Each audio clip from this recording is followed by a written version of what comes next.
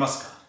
हम जानते हैं कि हिंदी के लोक धर्म और बोलियों और जन संस्कृतियों को अपनी रचनाओं में पूरी शिद्दत के साथ उभारने वाले महत्वपूर्ण और विलक्षण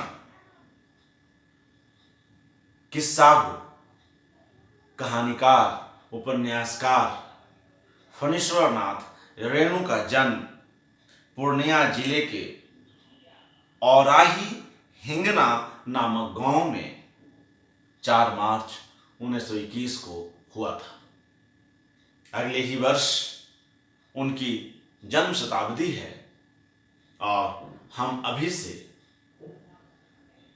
उनकी रचनाओं पर केंद्रित विभिन्न कार्यक्रम प्रस्तुतियों, आलेख लेखन, कहानी पाठ और उन पर होने वाली चर्चाओं परिचर्चाओं के माध्यम से अपनी आदरांजलि उन्हें दे रहे हैं, उन्हें याद कर रहे हैं।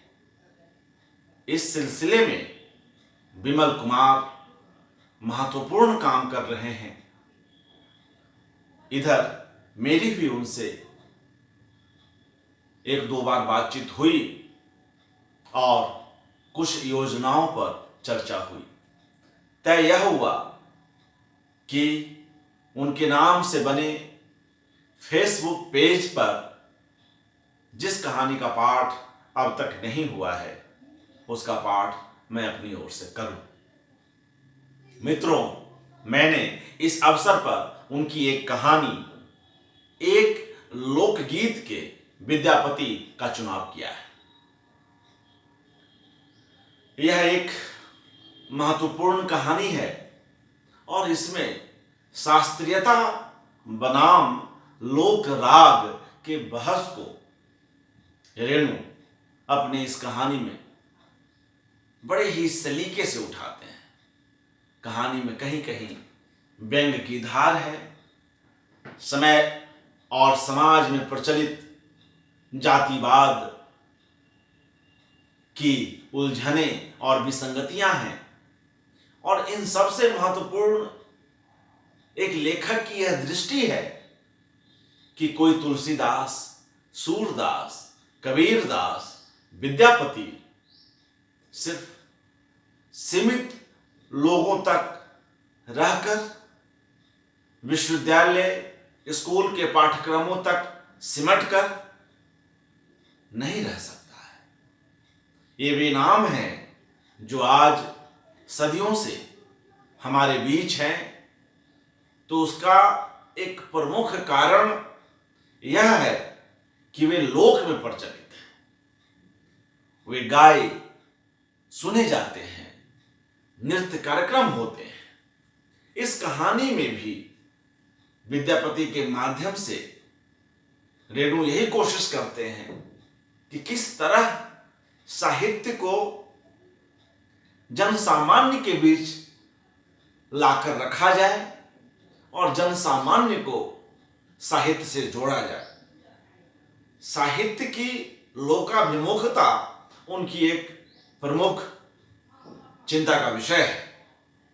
हम जानते हैं कि वे स्वयं अपने उपन्यासों, अपनी कहानियों के लिए लोगों की समक्ष, लोगों के बीच रहते थे और अपने पास रखे टेप रिकॉर्डर से विभिन्न तरह की बोलियों, गीतों, लोकगीतों, गालियों आदि को रिकॉर्ड करते थे और फिर यथावसर और यथा प्रसंग उनका उपयोग करते थे। इसलिए उनके लेखन में जीवंतता है और समाज के मामूली से मामूली लोग भी गैर मामूली ढंग से उभर कर सामने आ पाए हैं।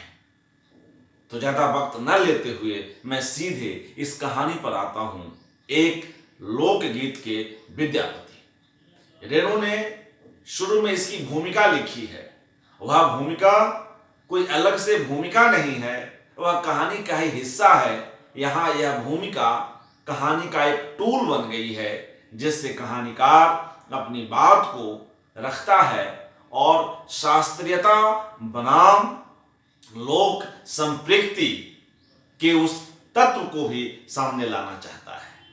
यह भूमिका कहानी के साथ पूरी तरह से एक मेव हो गई है, कहानी का हिस्सा बन गई है। महाकवि विद्यापति पर खोज करते समय मैंने अनुभव किया, एक अध्याय का शीर्षक रखना पड़ेगा खेतीहर मजदूरों और गाड़ी बानों के कवि विद्यापति। देखिए, एक सृजन संपन्न, एक ईमानदार सृजन धर्मी, एक दूरदृष्टि संपन्न रचनाकार कैसे एक बड़े कवि को, एक राज कवि को लोगों के बीच जोड़कर देखता है, क्योंकि वह जानता है कि कोई भी विद्यापति सिर्फ राज प्रासाद तक सिमटकर लंबे समय तक जीवित नहीं रह सकते हैं। विद्यापति को अगर लंबे समय तक, युगों युगों तक याद किया जाना है, याद रखे जाना है, तो उसे लोगों के बीच आना ही होगा। महाकवि विद्यापति पर खोज करते समय मैंने अनुभव किया, एक अध्याय का शीर्षक रखना पड़ेगा खेतीहर मजदूरों और गाड़ी बानों के कवि विद्यापति, क्योंकि पूर्णिया सहरसा के इलाके में आज भी विद्यापति की पदावली गा गाकर, भाव दिखलाकर नाचने वालों की मंडली पाई जाती है। इन मंडलियों के नायक भैंसवार, चरवाहे और गाड़ी हाँकने वाले ही होते हैं।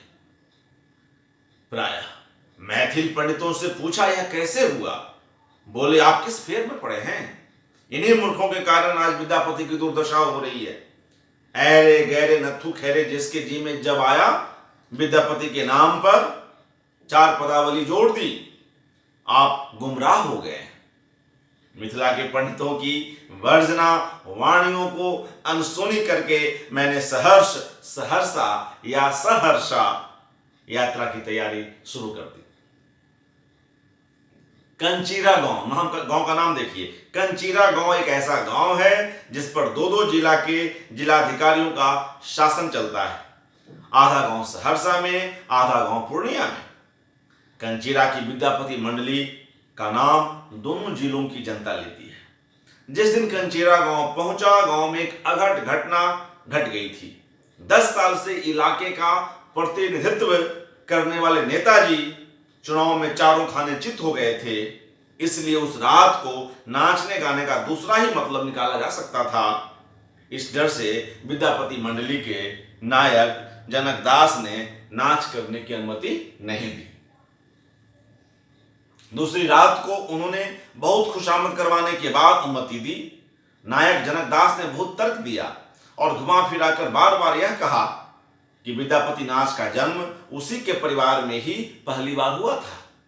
विस्तार पूर्वक उन्होंने कभी कुछ नहीं कहा और उनको जब यह विश्वास हो गया कि विद्यापति नाच मंडली के नाम पर खर्च करने के लिए 1000-2000 सरकार के खजाने से लेकर मैं नहीं निकला हूं, तब उन्होंने मृदंग पर थाप दी।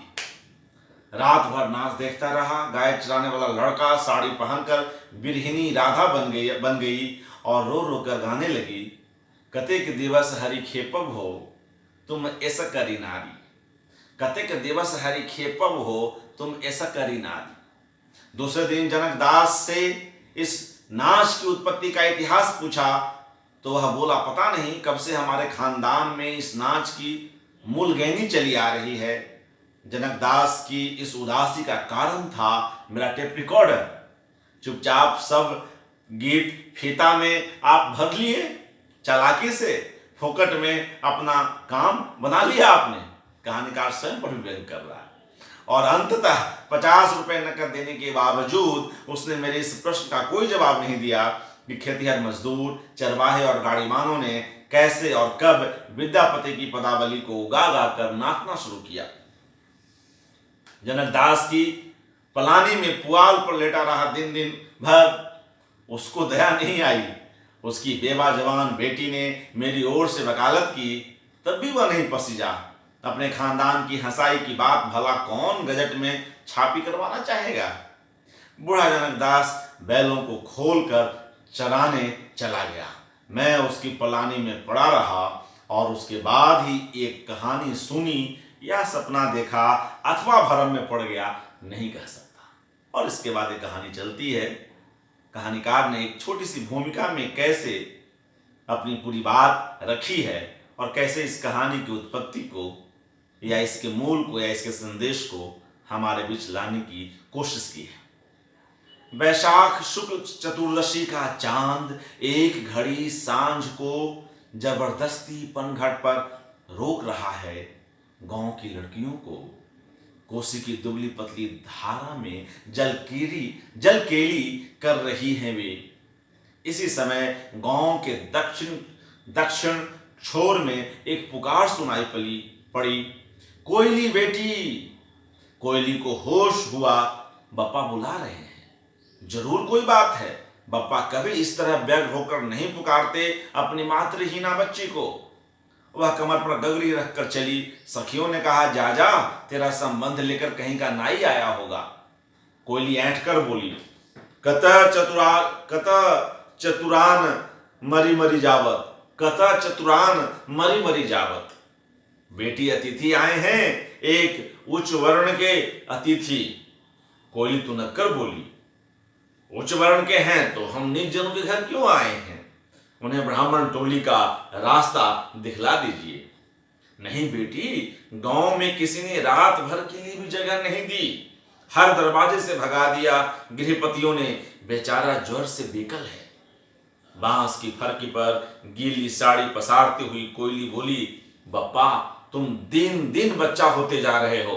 जरा सोचो, जिस आदमी पर गांव के लोगों ने प्रतीत नहीं किया, उसको तुमने अपनी मड़ैया में जगह दे दी। दिन काल कैसा बीत रहा है सो नहीं देखते। अब तो भला का बदला बुरा भोगना पड़ता है। बाहर मड़ैया में लेटा हुआ अतिथि ज्वर में बड़बड़ाने लगा। समुचित औषधे ने रह व्याधि, हे हरि हे हरि। कोयली चौंकी। अतिथि का प्रलाप सुनकर उसकी देह सिहर उठी। इतनी मधुर वाणी। कोयली ने झांक कर देखा, एक दिव्य पुरुष मड़ैया में लेटा हुआ है। कुंचित केश, गौर वर्ण, पैर में छाले पड़े हुए हैं। किंतु वाणी, बप्पा, इस अतिथि को तुम जल भी नहीं पिला सकते। हम अछूत हैं और यह निश्चय ही ब्राह्मण संतान है। क्या करोगे? बाप ने कहा, मेरा मृदंग ले आओ। धृणागी धिन्ना, धड़ंगी धड़ंगा, गणपति गंगा। 5 दिनों तक कोयली की मड़ैया में उसका अतिथि ज्वर से बेसुध पड़ा रहा। जिस दिन स्वस्थ हुआ, चारों ओर देखकर तनिक कुंठित हुआ, फिर अपनी राह लग गया। विद्यापति कवि राजा शिव सिंह से रूठकर न जाने कहां चले गए हैं। चारों ओर ढिंढोरा पीट दिया गया। राजा शिव सिंह और रानी लक्ष्मा ठकुरानी खटपासी लेकर पड़ी हुई हैं। जब तक विद्यापति लौट कर नहीं आते, वे अन्न जल स्पर्श नहीं करेंगे। चारों ओर दूत दौड़े, खोजो खोजो, कहां है कवि विद्यापति? राजा लबेजान हैं, रानी अंतिम सांस ले रही हैं। विद्यापति कहां हो कवि? पूरब से खबर आई, विद्यापति इधर कहीं नहीं। पश्चिम से लोग खोज कर आए, उधर नहीं। दक्षिण समुद्र तट तक दूत ढूंढ आया। निराश होकर उत्तर राज नेपाल से संवाद मिला, विद्यापति यहाँ हैं। तुरंत राजमंत्री विदा हुए। नेपाल नरेश ने एक दिन और बिलवाने की चेष्टा की। मंत्री बोले, राजा रानी के प्राण ओष्ठगत हैं। हा विद्यापति, रटकर जान दे देंगे वे। रूठे हुए विद्यापति ने स्वयं आतुरता प्रकट की और कवि को लेकर राजा शिव सिंह के मंत्री लौटे सदल बल। एक गांव के पास आकर कवि ने कहा, यहां पालकी रोको। क्या है महाराज? यहां इस गांव में मेरा कुछ खो गया है। क्या खो गया है? हाँ, इसी गांव में। क्या खो गया है सो नहीं कह सकता, लेकिन कुछ अवश्य खोया है मेरा इस गांव में, पता लगाओ। सिपाहियों ने मंत्री जी से कहा। मंत्री ने कवि से पूछा, महाराज, क्या खोया है यह जाने बिना आखिर किस चीज का पता लगावें?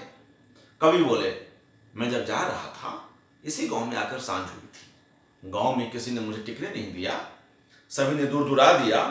तब गांव से बाहर एक सुंदर मुड़ैया, रथ चंपा के 2 पेड़ हैं, लिपे पुते 2-3 मिट्टी के घर हैं। घर का मालिक एक बूढ़ा है, उसकी जवान विधवा बेटी। इतनी लंबी हुलिया के बाद भला मुजरिम छिपा रहे? तुरंत मड़ैया को घेर लिया सिपाहियों ने। बूढ़ा बैल खोलकर चराने के लिए जा रहा था। सिपाहियों ने उसे गिरफ्तार किया। बीमार आदमी को खूब लूटा तुम लोगों ने। लूटा? किसको? हरी हरी चौप साले, तुम्हारी बेटी कहाँ है? कोयली उस समय कोसी के घाट पर सखियों के साथ गा रही थी। कमल नयन मन मोहन रे कही गेल अनेके, कमल नयन मन मोहन रे कही गेल अनेके। बाप ने कातर स्वर में पुकारा, बेटी राजा की सिपाही। गांव के बाहर ही कोयली को सारी बात मालूम हो चुकी थी। सखियों ने ताना मारा, जा जा तेरा कमल नयन मनमोहन आया है। फिर घुंघराले बालों वाला, गीत जोड़ने वाला। कोयली नहीं, नागिन फुफकारती हुई आई। मैंने कहा था न बप्पा, उस दिन तुमने सुना नहीं, अब भोग भलाई का बदला। हवलदार चिल्लाया, जल्दी निकालो चोरी का माल। मंत्री बोले, समय बर्बाद मत करो। कोयली बोली, लेकिन निकालूं क्या? कहां है आपके राजकवि, कहिए महाराज। कोयली को देखते ही महाकवि मूक हो गए। कोयली हंसी, क्या खोया है आपका? पता नहीं, लेकिन कुछ खोया है मेरा अवश्य। कोयली बोली, मैं बताती हूं महाराज, जब हमारी मड़ैया में अचेत पड़े थे तब बेहोशी में पदावली बार बार दोहराते थे। कभी बोले, हाँ हाँ मेरी पदावली, ठीक ठीक। मंत्री चिल्लाए, समय नहीं है, जल्दी निकालो। हवलदार ने कहा, कहाँ है पदावली, लाओ। चोर?